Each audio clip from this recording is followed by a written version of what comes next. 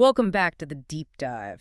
Today we are focusing on a figure who didn't just run. He seemed to glide, but he glided in a way that confused pretty much everyone watching. Yeah.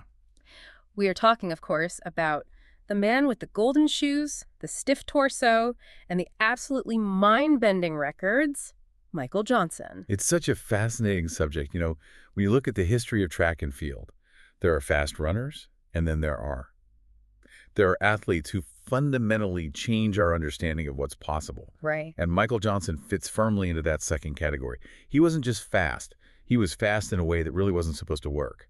That's exactly what I want to get into. For this deep dive, we're pulling from a really extensive stack of biographical records, career stats that frankly look like typos because they're so good. Yeah, they really do. And details on his life after he hung up the spikes. And our mission today is to go a bit beyond just, listing off gold medals. I mean, we'll list them because there are a lot of them. Oh, yeah. But we really want to unpack the mechanics of his speed. Right. We have to talk about why he ran the way he ran, the controversies that seemed to follow him from, race rules to rivalries, and maybe most importantly, the integrity of his character when things got sideways. And his life after the track, which has been just as eventful. But before we get to any of the medals, we have to address the visual. If you saw Michael Johnson run in the 90s, you remember it. It looked Different. stiff. It looked upright. Frankly, it looked weird. It was completely visually distinct. I mean, you go to any track coach, and the conventional wisdom, the track and field 101, is high knee lift. Right. Pump those knees. You want those knees pumping high to generate maximum force into the ground. It's that, that bounding gazelle look. Johnson, though, did the complete opposite. He had this incredibly stiff, upright running position. His chest was out. His back was straight as a board. Not leaning into it at all. Not at all. And he used these very short, rapid steps. I've heard it described as duck-like by his detractors. It just looked wrong. Like he was trying not to spill a cup of coffee balanced on his head while sprinting at, 23 miles per hour? That's a great way to put it. But here's my question. Physics is physics. If you take tiny steps, surely you're going slower than the guy taking these massive, powerful strides. How does that actually generate world record speed? That is the million-dollar question, and it's the key insight here for anyone interested in biomechanics. Because, look, speed's a pretty simple equation. Yeah. It's stride length multiplied by stride frequency. Okay. Most coaches, most athletes, they obsess over length. Big, powerful, bounding steps. They want to cover more ground with each push off the track. Makes sense. Johnson realized, or maybe his body just naturally figured it out, that he wasn't going to win the length game against guys like Carl Lewis. So he hacked the frequency part of the equation. So he turned himself into a sewing machine instead of a hydraulic pump? That's a perfect analogy. Absolutely perfect. By keeping his torso so upright and stiff, he minimized what's called air time. He reduced the time his feet spent floating between steps. So he's putting force into the ground more often. More often than anyone else. Yeah. It wasn't just a stylistic quirk, it was a calculated trade-off. He sacrificed that huge range of motion for pure, unadulterated turnover. His legs were a blur. So while everyone else is trying to float, he's just driving. Exactly. And despite looking wrong to every purist and every coach with a stopwatch and a clipboard, he proved that efficiency doesn't always look like the textbook. He wasn't fighting his body. He was maximizing his body's specific gift, which was turnover rate. And because of that, his form never broke down. Never. He became one of the most consistent sprinters in history because that style, that stiff-backed style, held up under extreme fatigue, especially in the 400. And that turnover rate took him to the absolute top. But his rise wasn't a straight line. I want to take us back to the early 90s. We're looking at the 1991 World Championships in Tokyo. This is where he really announces himself on the world stage, right? This is the breakout. He wins his first world title in the 200 meters. And we have to look at the margin of victory. He won by 0.33 seconds over Frankie Fredericks. Okay, so for someone who doesn't watch track every weekend, 0.33 seconds sounds like a blink of an eye. Is that actually significant? In sprinting, it's an eternity. It's a landslide victory. Really? Oh, yeah. Usually at the world-class level, you're looking at hundredths, maybe a tenth of a second, deciding the podium. 0.3 is a statement. It's the difference between winning a race and just completely dominating it. So after that, heading into the 1992 Barcelona Olympics, Johnson isn't just a contender, he is the guy. He's the prohibitive favorite for the 200 meters. He looks absolutely unstoppable. But then we hit one of those classic what-if moments that just haunts sports history. You train for 4 years, you're in perfect shape, and then 2 weeks before the biggest race of his life, Michael Johnson goes out to dinner in Spain. And that is where disaster strikes. A simple meal at a restaurant. Both Johnson and his agent contract severe food poisoning. Oh, I can't even imagine. You are in peak physical condition, you're a finely tuned machine, and then bad paella takes you down. It was devastating. And we're not just talking about a little stomachache. He lost significant weight. He lost muscle mass, strength. I mean, when you're tuned like a Formula One car, you can't just deplete your body like that 2 weeks out and expect to compete at that level. So the favorite for the 200 meters. The man who won by a landslide a year prior finishes 6th in his semifinal heat. He didn't even make the final. He missed it by 0.16 seconds. Just gone. The dream was over. That has to be absolutely gut-wrenching, to have to sit in the stands and watch a final you were supposed to win. Most people would have packed up and gone home to, I don't know, cry in a dark room for a month. Most athletes would have crumbled. The psychological blow of feeling like you've wasted 4 years of your life is just immense. And this is where we really start to see the mental resilience that I think actually defines his career, even more than his unique running style. What do you mean? Despite that individual failure, and despite still recovering physically from the illness, he didn't go home. He got himself together and he joined the U.S. 4x400-meter relay team. The relay redemption. It's incredible when you think about it. He rallies himself. He channels all of that frustration and disappointment. The team goes on to win the gold medal, and they set a new world record of 2.55.74. And what was his leg? Johnson ran his leg in 44.73 seconds. A solid medal-winning performance. So he salvaged a gold from what was basically a nightmare Olympics. But 44.73, and that's fast, but it's not alien fast yet. No, it was fast enough to win. But if you want alien fast, we just have to fast forward 1 year. 1993 World Championships in Stuttgart. Johnson is back in the relay, and he runs a split of 42.94 seconds. Wait, say that again? 42? Yeah. 0.94. I thought breaking 44 seconds was considered amazing. Breaking 43 seems physically impossible. It remains the fastest 400-meter split in the history of the sport. Now, to be fair, it was a relay leg, so he had a running start, which helps. Of course. But still, he essentially ran a sub-43 second lap. It's a number that track nerds still whisper about with like a sense of reverence. It showed that his ceiling was just so much higher than anyone else's. That is just absurd speed. Okay, so he bounces back from 92. He dominates in 93, 95. But then we come to the big one, the Golden Summer, Atlanta, 1996. This was the peak, the narrative, the venue, the athlete. It all just converged in this perfect storm. The stage was set for something that nobody had ever done before.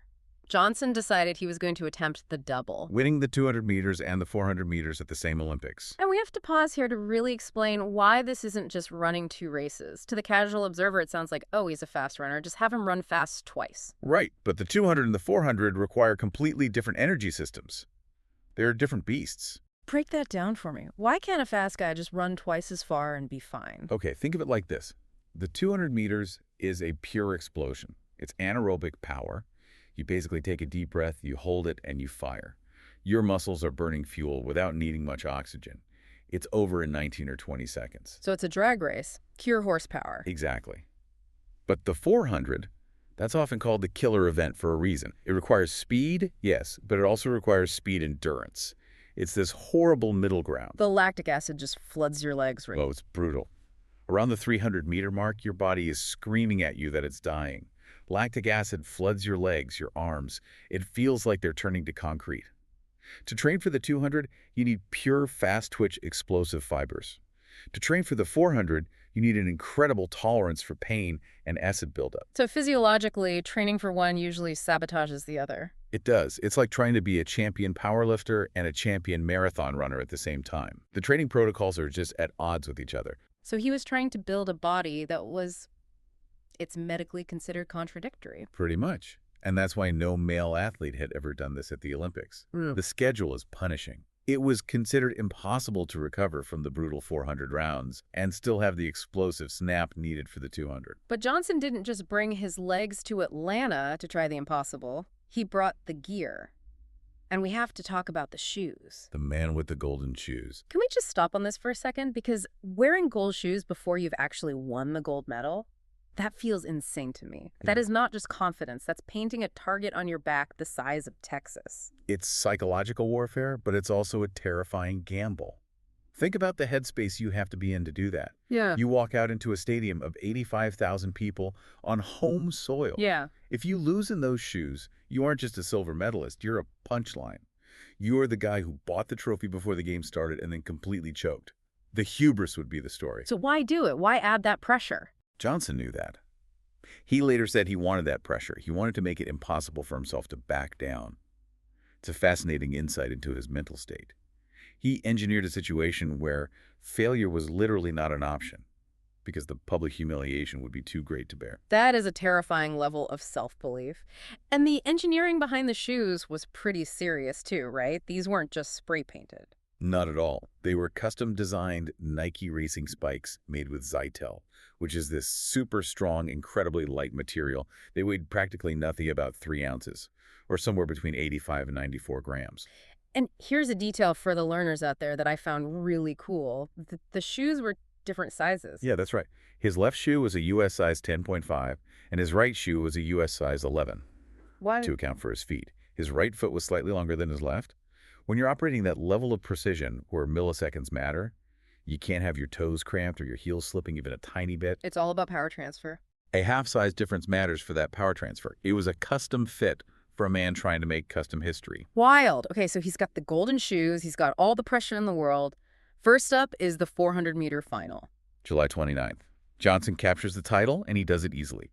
He sets a new Olympic record of 43.49 seconds. But again, look at that margin of victory.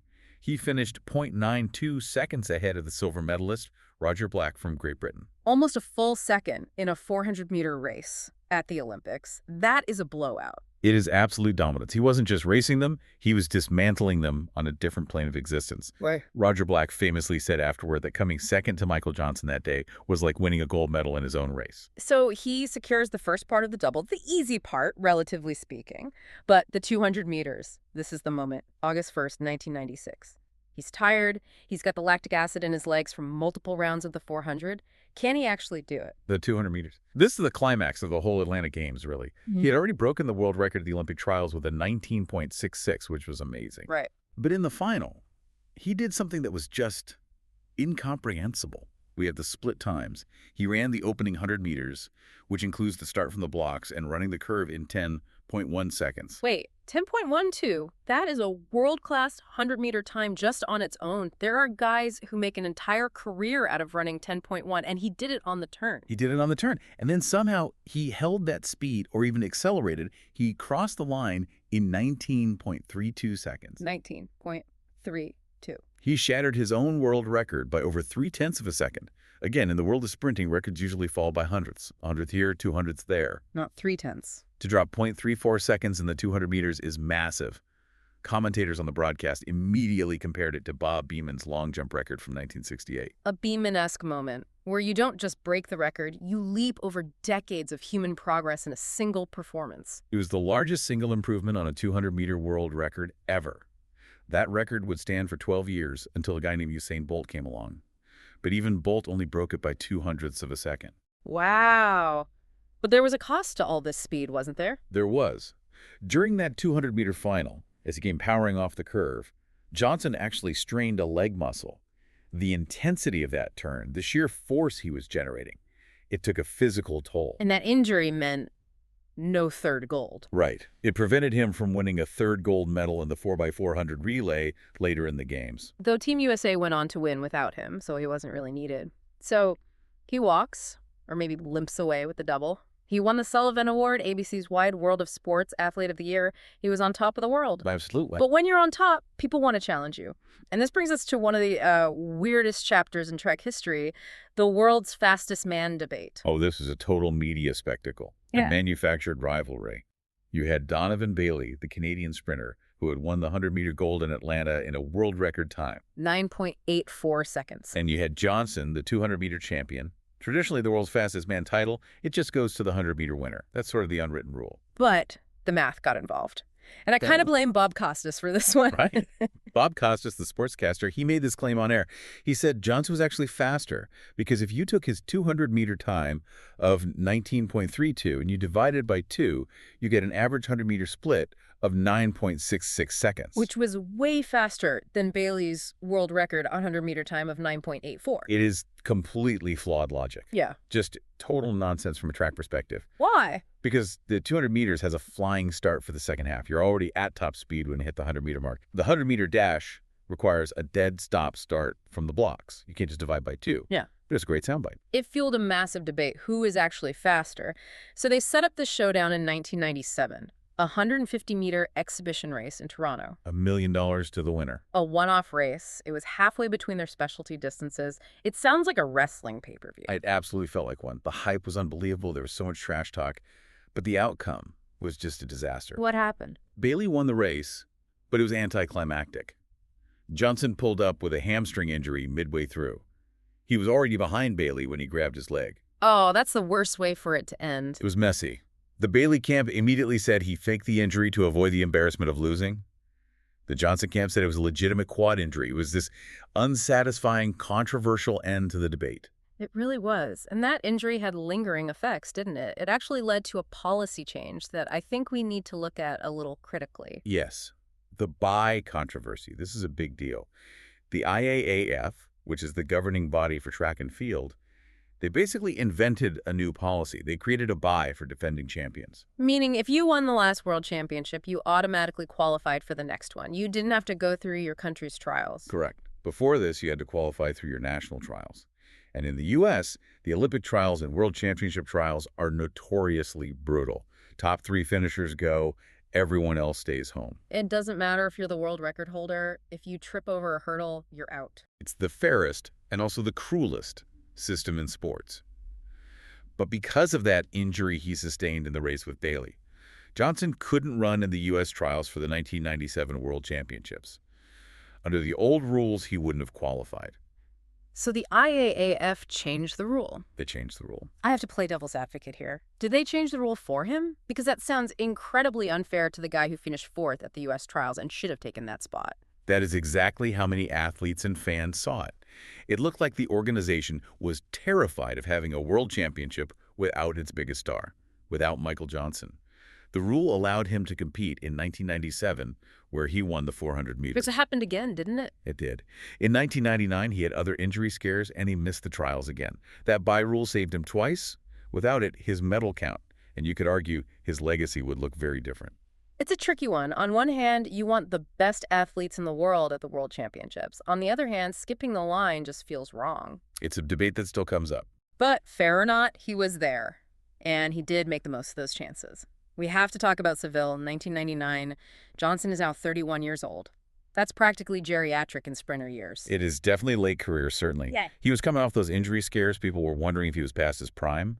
But in the final of the 400 meters, he delivered perhaps his masterpiece in that event. The world record. He set a new world record of 43.18 seconds. 43. 18. And that record broke a mark set by Butch Reynolds that had stood for nearly 17 years. And if you look at the splits of that race, it just shows his absolute mastery of pace and endurance. He ran the opening 200 meters in 21.22 seconds. Which is flying. And the closing 200 meters in 21.96. So the difference between his first half and his second half was less than 1 second. Just 0.74 seconds differential. That shows incredible stamina control. Most runners fly out and then they die in the last 50 meters. They rig up, as they say. Their form falls apart. Johnson was a machine. He barely slowed down at all. So he enters the new millennium as the undisputed king. Sydney 2000. He's 33 years old now. He's the old man of the track by this point. Yeah. And again, injury struck at the U.S. trials. He actually missed defending his 200-meter title because he got injured in a showdown with Maurice Green. So he had to focus solely on the 400 meters. And he did it. He won the gold again. He did. He became the only man to successfully defend his Olympic title in the 400 meters. And at 33 years and 12 days old, he became the oldest Olympic gold medalist in any track event under 5,000 meters. It was a perfect ending to his individual career, or it seemed like one. He also won gold in the 4x400 relay with his teammates. But this is where the story shifts for me. We've spent all this time talking about how obsessed Johnson was with winning, the shoes, the records, the pressure, the Olympic mindset. You'd think a guy like that would hoard every single ounce of gold he ever touched. You would absolutely think so.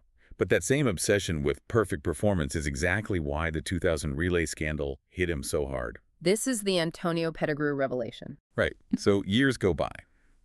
Then in 2008, Antonio Pettigrew, one of his teammates on that relay, admitted that he had been doping between 1997 and 2001. Jerome Young, who ran in the preliminary rounds for that team, was also implicated. The team was dirty. But Michael Johnson wasn't. No, Johnson was the only member of that final four-man team who was clean. He's sitting at home looking at this gold medal on his wall. He won his leg fair and square. He didn't cheat. By most people's logic, he earned his part of it. So what did he do? This, for me, is the defining character moment of his entire career. Johnson announced that he would return his gold medal voluntarily. He didn't wait for the IOC to come knocking and strip him of it. He gave it back himself. He gave it back. He stated publicly that he felt cheated, betrayed, and let down by his teammates. He felt that the medal simply was not won fairly because the team wasn't fair. Wow, that is heavy. To hand back an Olympic gold medal that you sweated and trained for because you realized the guy who handed you the baton wasn't playing by the same rules? It's incredibly rare. Usually you see athletes fight tooth and nail to keep their medals, claiming ignorance or saying it wasn't me. Johnson didn't care about the loophole. He cared about the legitimacy of the performance. To a perfectionist like him, a fake win is actually worse than a real loss. That says a lot about him. So 2000 wraps up his competitive career. 4 Olympic golds, 8 world championships. But he didn't just disappear. He pivoted. He pivoted seamlessly into broadcasting. In 2001, he joined the BBC as a pundit.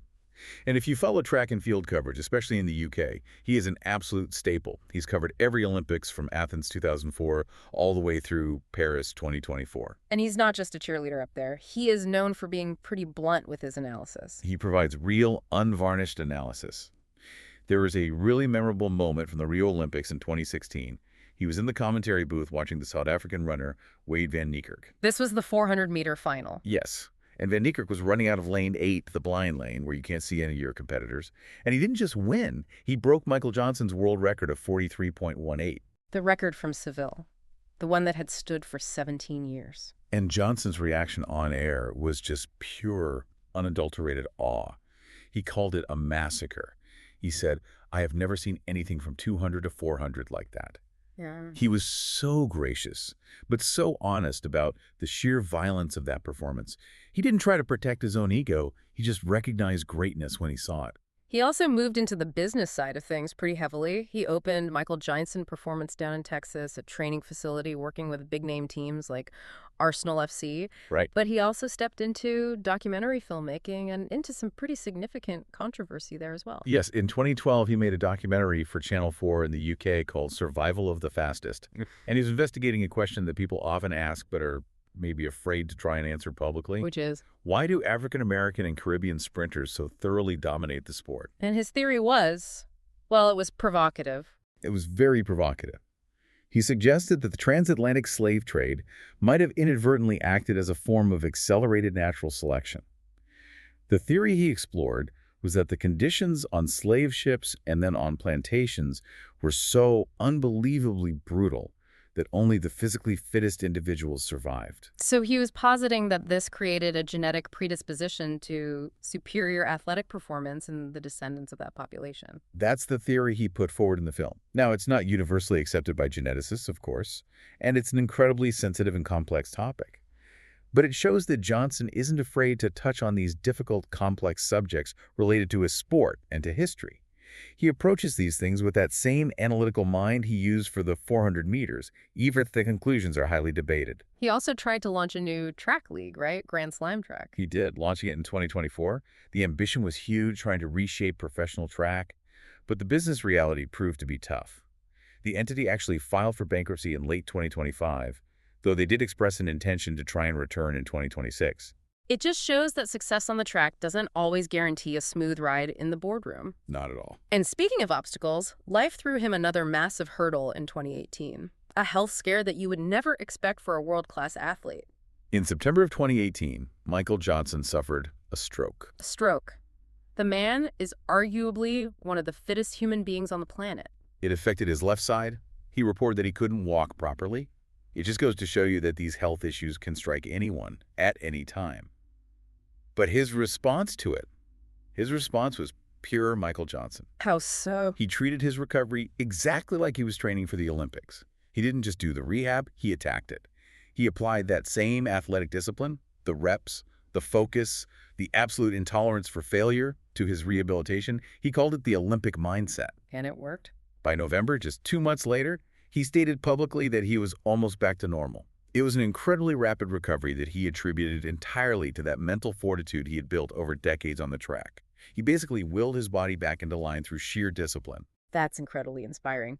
So let's zoom out. We've looked at the stats, the golden shoes, the controversies, the stroke. When you look at Michael Johnson's legacy as a whole, what do you see? I see uniqueness. He's the only man to win the 2,400 double at the Olympics. He's the only man to successfully defend the 400-meter Olympic title. He ran with a style that coaches everywhere said was flat out wrong, and he proved them all wrong by rewriting the record books. And he stands as this pillar of integrity. In an era that we now know was rife with doping scandals, he was the guy who gave the medal back when he found out he hadn't won it fair and square. Exactly. He proved that you can be the fastest man in the world, but you can also be one of the most honest. Those two things don't have to be mutually exclusive. So here is a thought to leave you with. We often obsess over the hardware, the gold medals, the world records, the shiny golden shoes. But what actually defines an athlete's legacy? Is it the 19.32 on the clock? Or is it the act of walking into an office and handing back an Olympic gold medal because your conscience weighs more than the gold itself? And maybe, just maybe, it's a reminder that sometimes the unconventional way, that stiff, upright, so-called duck-like running style, is the only way to truly break history. Sometimes you have to look wrong to everyone else to be absolutely right for yourself. Thanks for listening to this deep dive. We'll catch you on the next one.